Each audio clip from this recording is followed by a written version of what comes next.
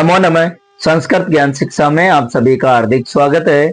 प्यारे दोस्तों, प्यारे विद्यार्थियों, आज जो रीड का महाकुंभ चल रहा था वो आज कंप्लीट हो गया है। यानी 28 तारीख की जो थर्ड शिफ्ट थी मॉर्निंग में 10 बजे से और 12:30 बजे की, वो कंप्लीट हो गए हैं।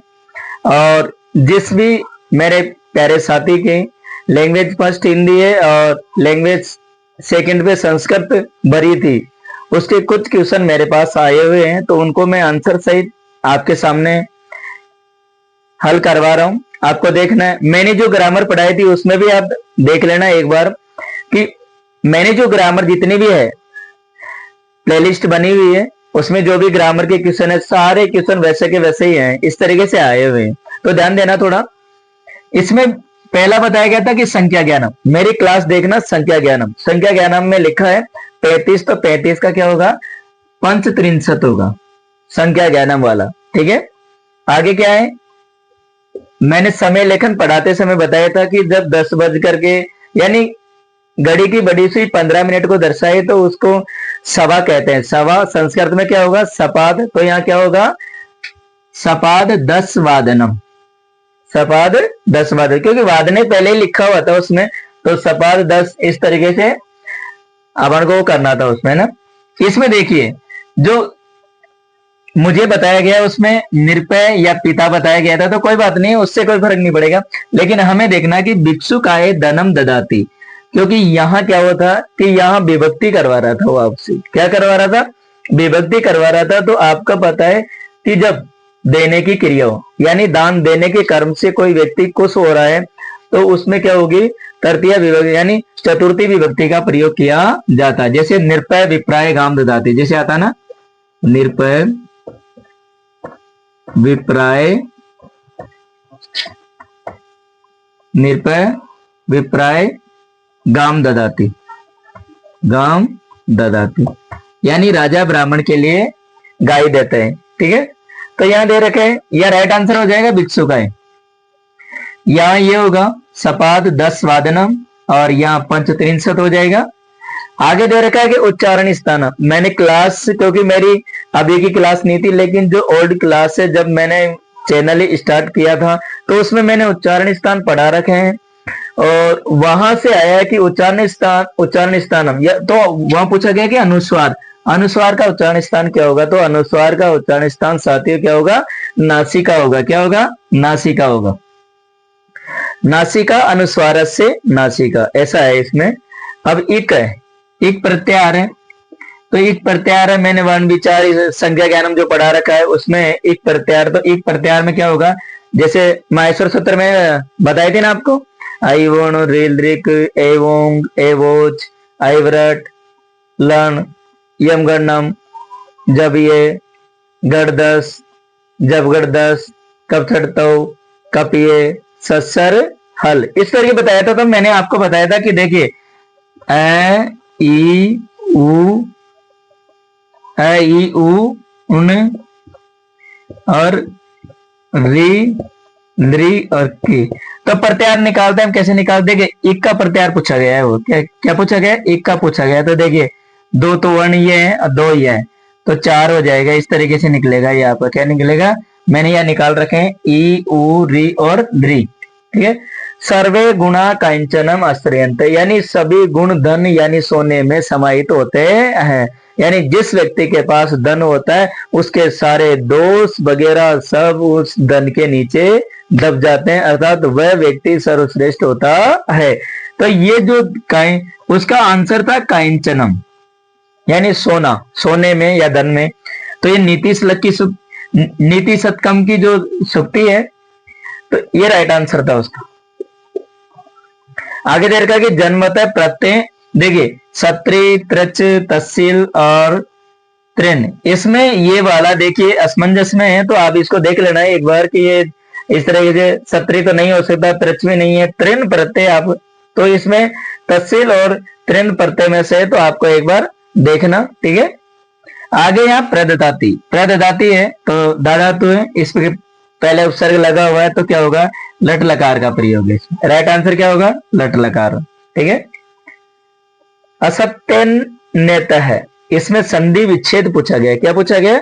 संधि विच्छेद कौन सा है इसका। ठीक है, तो संधि विच्छेद देखिए से इसका कौन सा हो जाएगा? ये वाला संधि विच्छेद हो जाएगा इसका। क्या हो जाएगा?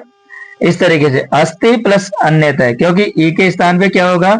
ये होगा, और ये संधि कौन सी हो जाएगी? यण संधि हो जाएगी। कौन सी हो जाएगी? यण संधि हो जाएगी। ठीक है, आप थोड़ा देखना एक बार।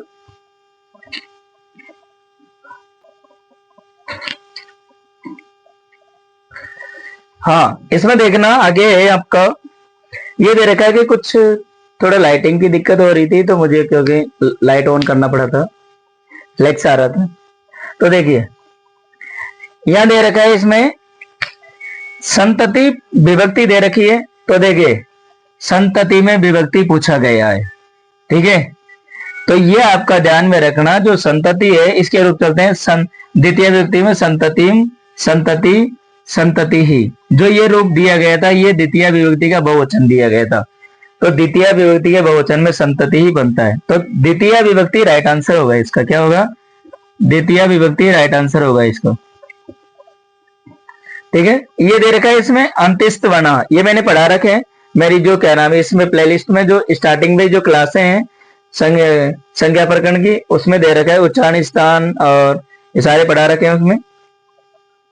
तो अंत्यस्थ जो वर्ण है उसका जो सही क्रम है होगा ये, व, र और ल। तो राइट आंसर क्या होगा? ये व, र, ल। ये विवेचित है, इस तरीके से मुझे बताया गया था, तो यही होगा। जहां तक है वहां तक आप देख लेना। तो इसका संधि विच्छेद होगा विवेचित प्लस यू, यानी ए और ई, तो क्या बनेगा? ए हो जाएगा। कौन सी संधि का हो जाएगा? गुण संधि का। ठीक है, गुण संधि का नियम हो जाएगा।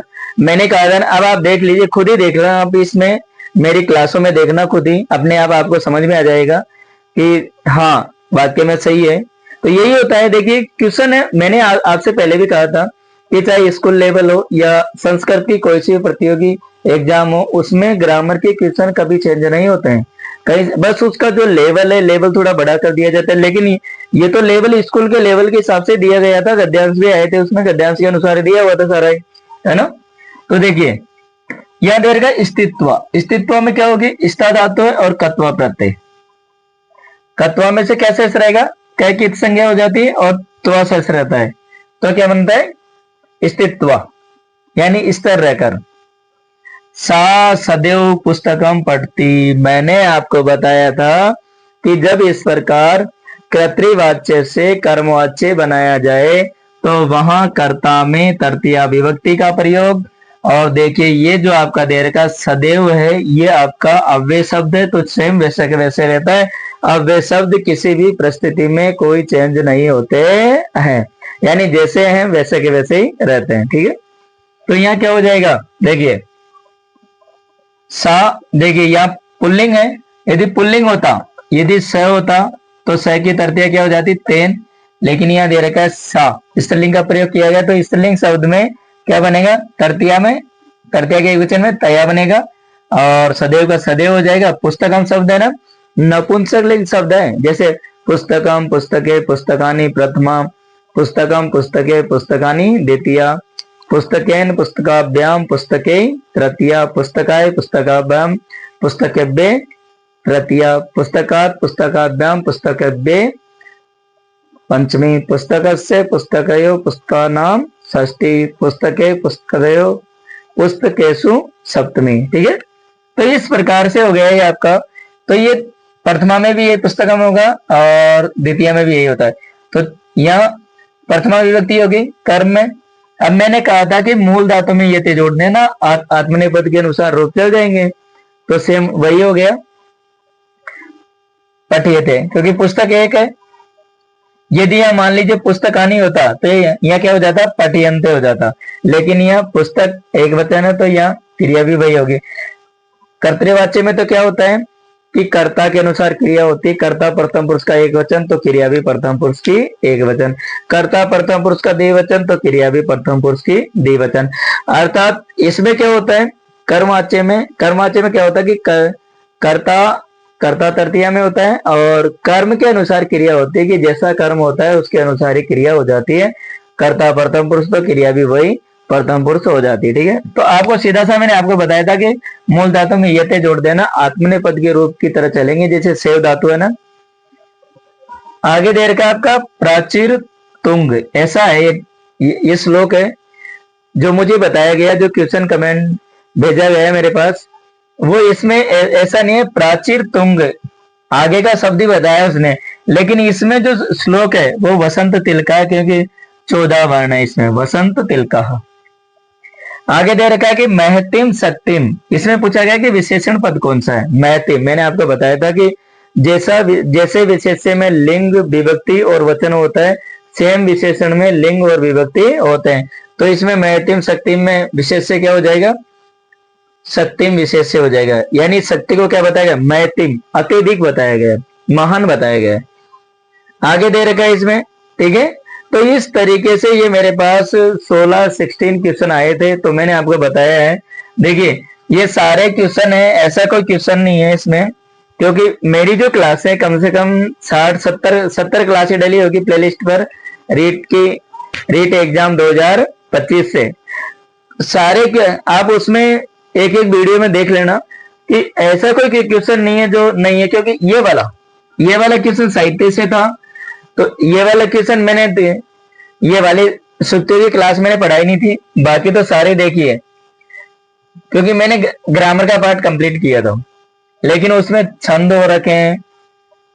ठीक है, तो ठीक है, आप सभी के अच्छे आए होंगे, कोई दिक्कत नहीं, क्योंकि अब तो सरकार ने जो पेपर है वो पेपर भी अपने पास नहीं आते, कि अब तो जो कोई अपने साथी भाई हैं जिनको जितना याद रह जाता है वो बता देते हैं, बाकी तो पेपर का तो कोई चांस ही नहीं है। अब तो जब आंसर की जब डलेगी बोर्ड की साइड पर तभी हम देख पाएंगे। ठीक है, तो मिलते हैं विद्यार्थियों अगले। मेरे चैनल से जुड़े रहने के लिए मेरे चैनल को लाइक शेयर और सब्सक्राइब जरूर करें प्यारे दोस्तों, प्यारे साथियों, क्योंकि आप मुझे सपोर्ट करेंगे, मुझे जितना स्नेह और प्रेम देंगे इतनी मैं कोशिश करूंगा कि आपके लिए और अच्छी क्लासें देने के लिए। आप देखिए, जिसका मान लीजिए प्री रीड क्लियर हो गया है या हो जाएगा, तो उसको मेन की तैयारी करनी है, तो मेन के वीडियो भी मैं कोशिश करूंगा कि रीड मेन की क्लासें भी आपकी जल्दी मैं स्टार्ट करूंगा इस पे। तो मिलते हैं अगली क्लास में, अगले वीडियो में, तब तक के लिए जय तु भारतम, जय तु संस्कृतम।